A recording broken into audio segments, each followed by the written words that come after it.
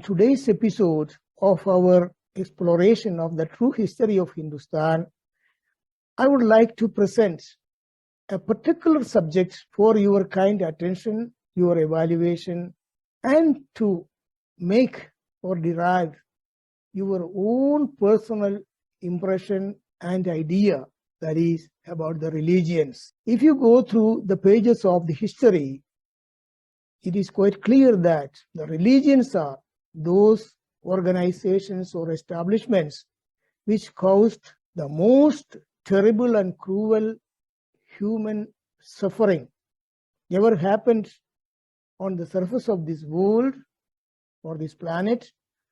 And the religions are, in fact, which started also the great wars more than politics. It was the influence of the religions which caused almost all wars and terrible disasters which the mankind had to suffer.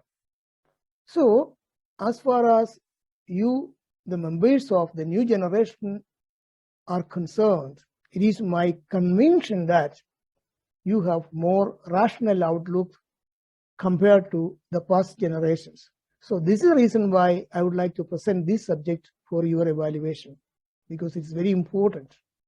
When the Islamic invaders arrived in India to plunder, to loot, and to take away the richness of Hindustan, they proclaimed that they are the chosen people of Allah.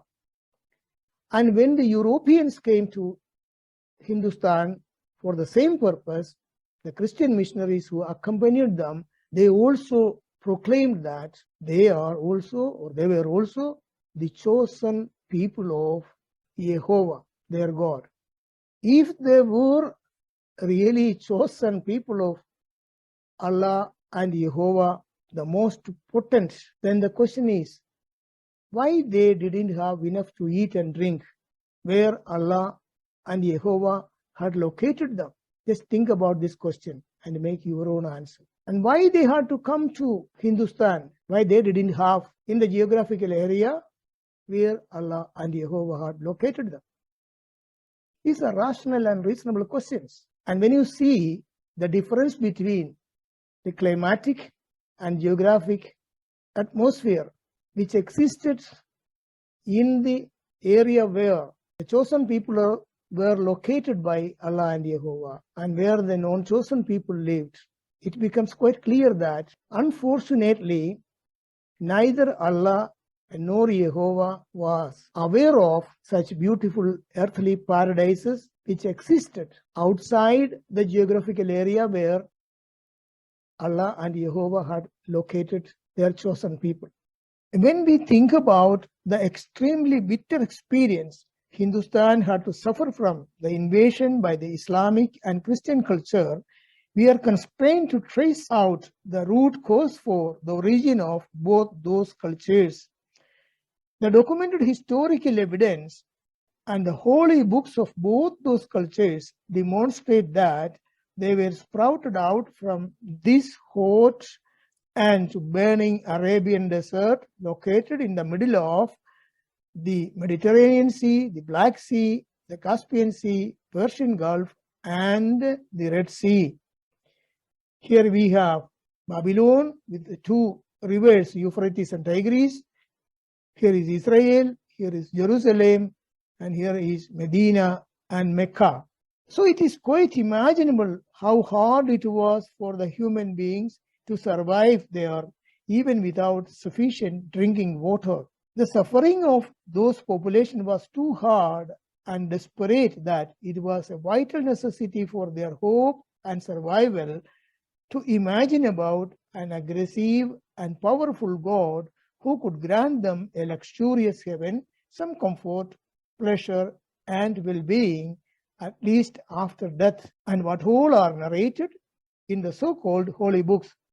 At the same time, for those who lived in the earthly paradises like Hindustan, Brazil, Costa Rica, Australia, or similar places, such an imagination or faith was absolutely unnecessary.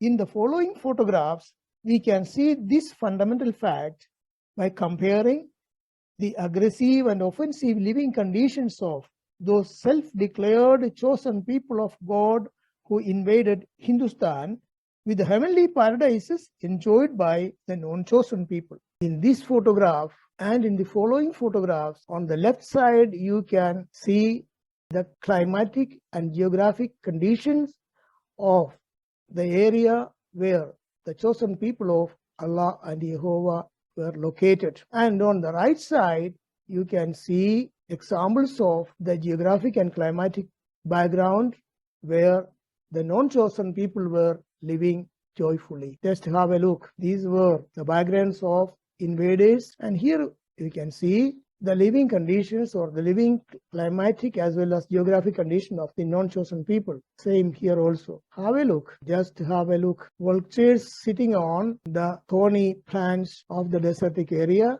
and beautiful parrots here. The animals which had or the geographic zones of the chosen people, and here of the non-gain, donkeys and sheep. And the other photograph we have seen camels. What else? Whereas, have a look here, beautiful horses, the plants and the nature, beautiful natural gardens. Whereas full of thorns without any drop of water. And the fruits which were granted to the chosen people by their God or gods were some figs, olives, dates, grapes, and that's all. No hint about any other foods in any of the books which narrates the grand offers of Allah or Jehovah to their chosen people. Whereas, see the abundance which was enjoyed by the non-chosen people. Again, here we have some examples of the olive, and that was granted to the chosen people, where the non-chosen people had very sweet fruits of all types. The animals again, see the conditions where the chosen people of the so-called gods lived. And here is a picture of the chosen people of Jehovah collecting manna during their return from Egypt to Israel, as it is narrated in the first volume of the Bible. And you know what is manna? According to the scientific documents, manna was, or manna is, the cocoons of a particular type of beetles which grow on desertic bushes. And when the beetles go out of, when they get mature, when they go out of the cocoons, those cocoons will remain on the bushes and they fell down on the earth. And this was what was collected by the selected or chosen people of Jehovah during their return from Egypt to Israel. And that is what is documented in the Old Testament or the first volume of the Bible. Whereas, at the same time, see what all abundance had the non-chosen people. Same here also. In the previous picture, we have seen various types of fruits in abundance. In this picture, we can see the various type of abundance of vegetables enjoyed and still enjoying by the non-chosen people, whereas the chosen people of Jehovah had to collect these cocoons of the beetles for their daily bread. So, from a minimum rational outlook, what do you think about the affirmation of the chosen people of Allah or chosen people of Jehovah? It's up to you to decide. We in Hindustan, we never proclaimed that we are chosen people of a particular God, but we believed that, or we continue to believe that, we are part of the superpower which can be called as God. And if that superpower is called as God, what we believe is that that superpower is present everywhere in the universe, and that's why we believe that Isha Vasyam Idam Sarvam. So, make your own opinion about the proclamation that we are chosen people of a particular God. Make your own idea. Just think about it. The intention is not to make any provocation or not to irritate anybody, but to invite everybody to have a rational outlook and use the brain to arrive at a correct conclusion. That's all. So thank you very much for your kind attention. See you in the next episode. Jai Hind.